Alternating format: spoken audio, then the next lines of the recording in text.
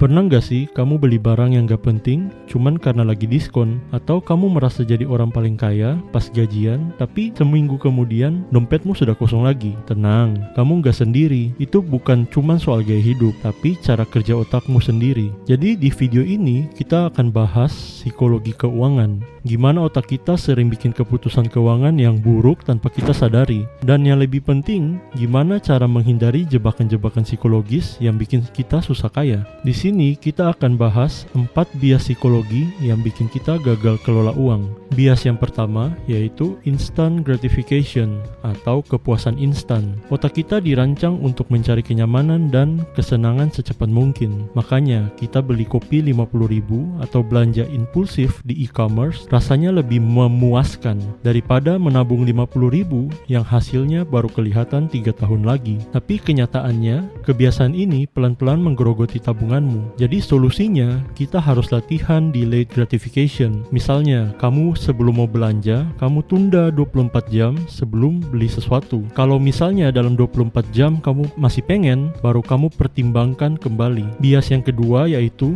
anchoring bias atau tertipu harga awal. Anchoring bias itu bentuknya seperti diskon dari 1 juta turun ke 300.000. Itu buat kita merasa kita mendapatkan deal yang bagus, tapi kita nggak mikir apakah barang itu memang pantas dihargai 300.000 atau kita cuma terjebak harga awalnya. Ini disebut anchoring bias karena otak kita terjebak angka awal yang diterapkan. Otak kita hanya melihat 300.000 tanpa kita ketahui bahwa apakah barang ini worth it 300.000. Untuk menghindari bias ini, kita harus bandingkan harga dari sumber yang berbeda dan jangan biarkan angka awal menipu penilaianmu. Bias yang ketiga yaitu loss aversion atau takut rugi dibanding ingin untung. Secara psikologis, kehilangan 100.000 memang lebih terasa sakit daripada senang ketika kamu mendapat 100.000. Ini mengapa banyak orang takut investasi, takut mulai usaha, takut ambil peluang karena fokusnya ke resiko, bukan ke potensi. Padahal ironisnya, kalau kita cuma simpan uang terus-terusan tanpa dikembangkan, itu juga sebenarnya bikin rugi karena uang kita pelan-pelan dikikis inflasi. Bias yang keempat yaitu sunk cost fallacy atau terjebak biaya yang sudah keluar. Contoh yang paling sering misalnya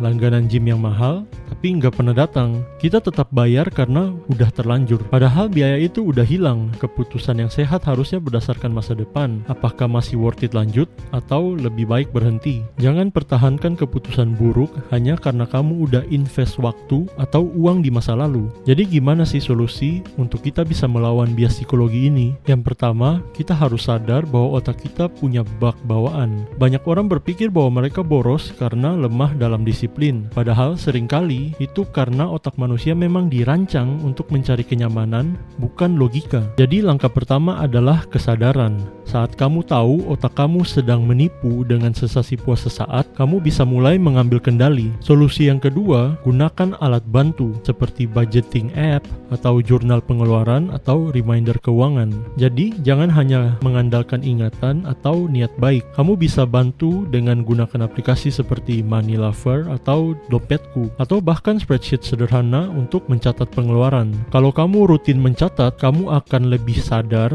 terhadap kemana uangmu pergi. Ini juga membantu otakmu berpikir jangka panjang, bukan hari ini aja. Yang ketiga, kita harus latih kebiasaan untuk tunda sebentar atau jangan langsung beli. Biasanya keinginan untuk belanja impulsif itu bertahan 10-20 menit. Kalau kamu bisa menunda, misalnya 24 jam, otak kamu itu punya waktu untuk berpikir ulang. Bisa juga kamu gunakan trik untuk tulis barang-barang yang kamu mau didaftar. Kemudian tunggu seminggu, kalau masih pengen, setelah itu kamu baru beli. Teknik ini sederhana tapi ampuh untuk menghindari pengeluaran emosional. Yang keempat, bangun mindset keuangan jangka panjang.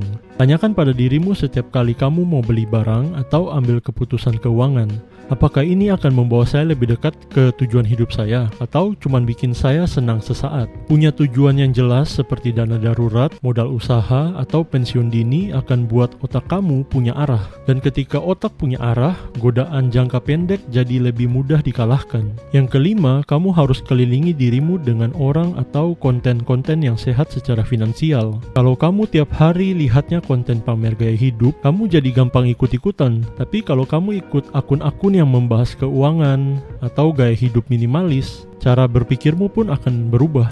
Ingat, Cara berpikirmu itu dibentuk dari apa yang kamu lihat dan kamu dengar setiap hari. Jadi kalau kamu masih merasa uangmu cepat habis tapi nggak tahu kenapa, bisa jadi itu bukan salah penghasilanmu, tapi pola pikirmu. Sekarang kamu udah tahu cara kerja psikologi uang. Langkah berikutnya, terapkan pelan-pelan. Share video ini ke teman kamu yang suka belanja impulsif. Dan jangan lupa like dan subscribe.